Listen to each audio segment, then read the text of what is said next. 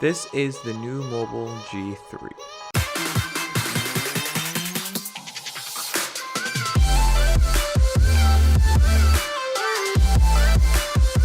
So we get the G3. This is in red, so it's a beautiful color from what I've seen from videos. And right over here is the phone. Has all the specs and says thank you for choosing. Enjoy service of. Here's some stickers. Here is a mint SIM. Here's the SIM card getting started. Here's your TPU case. And this is a beautiful TPU case in my opinion. It is nice. Your Type-C to audio cable, your non-quick charge adapter, and your Type-C, and a SIM card removal tool. Now this SIM card tool is a little bigger than the normal one, so it is a little bit longer. I will pop it open. So you need to use this one to swap out the SIM cards, because as you can see, it is a little bit longer right here, sadly enough.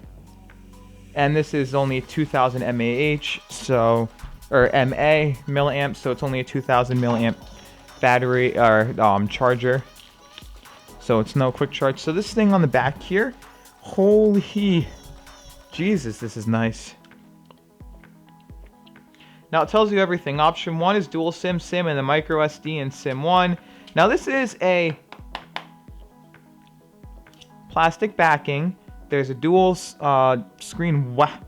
Oh my lord, this is beautiful. And then it has, of course, 720p display, 4G LTE US, and a little bit of a curved screen to copy Samsung.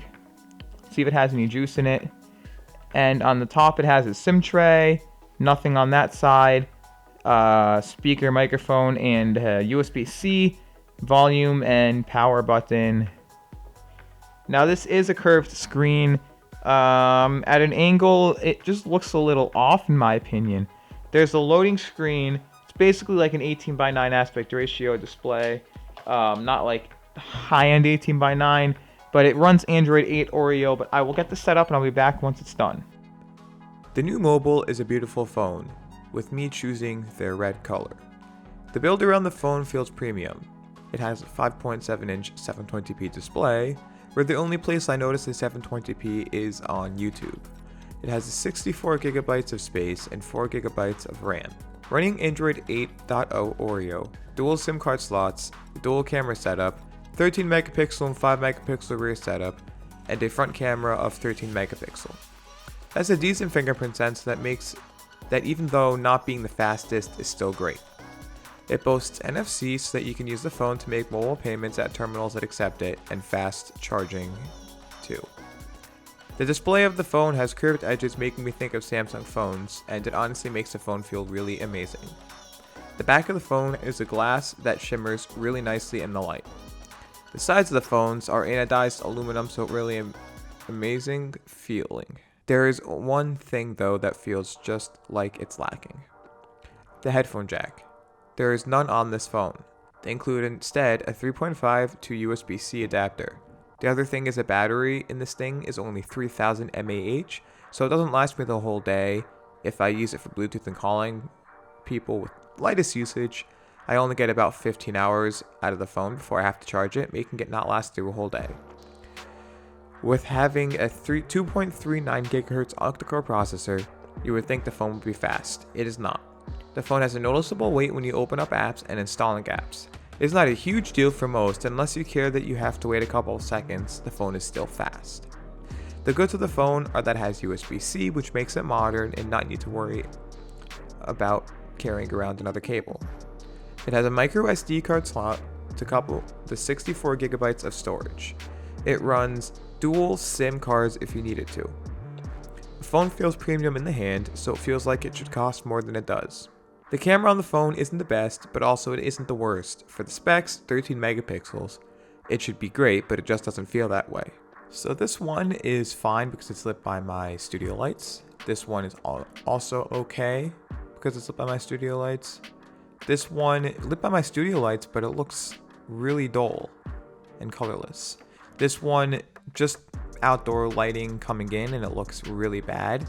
This one, the portrait mode made it really dark, and then I tried again and it was very blurry, so that happened. And then this one, it was too bright and blurry.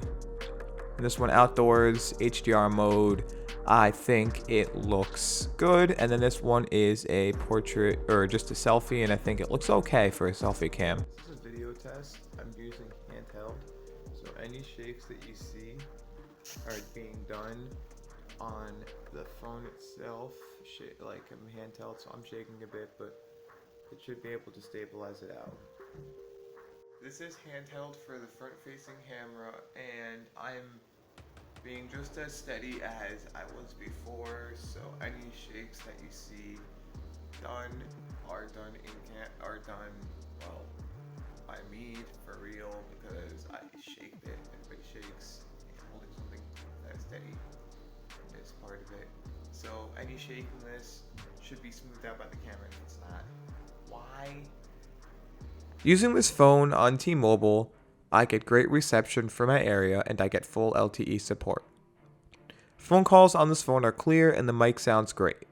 The phone speakers, on the other hand, sound so-so. The sound is a bit tinny and not the best. It is a single mono down-firing speaker. Here is a sample of the speaker.